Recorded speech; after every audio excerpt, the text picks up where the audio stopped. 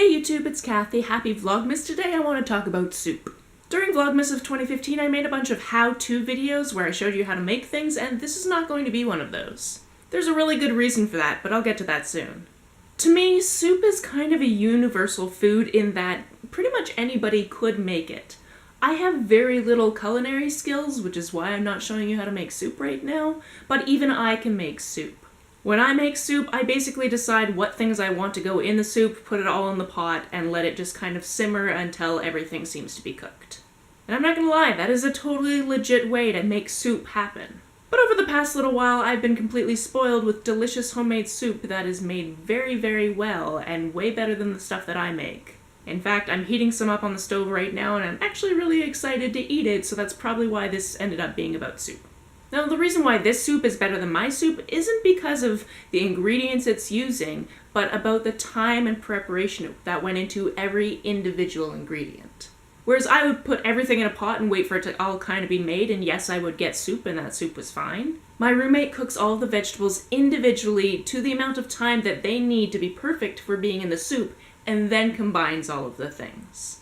Because of this, I now think of soup as a community.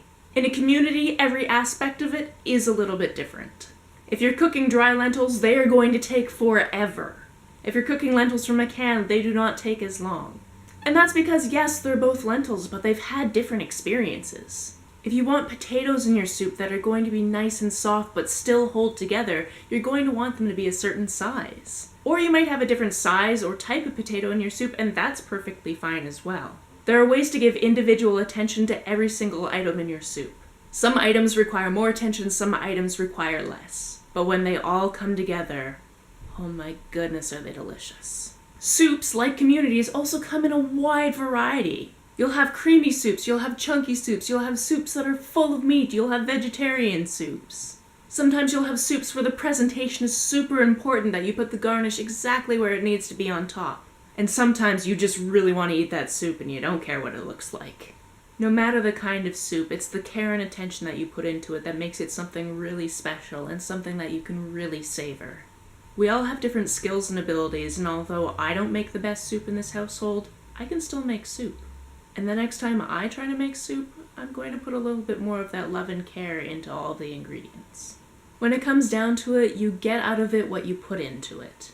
If you put a lot of time and effort and energy and focus and love into it, you're going to get that reflected back to you. And I get it, if you're not generally kitchen inclined, making soup seems really difficult. If that's you, I give you the following suggestion.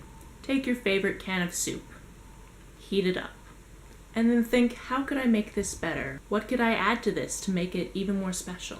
And before you know it, you will be very invested in your soup.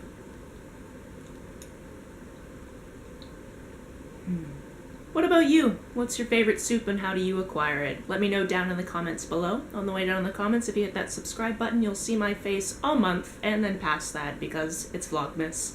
You can like and share this video as you see fit, and I will see you tomorrow for more Vlogmas. Bye.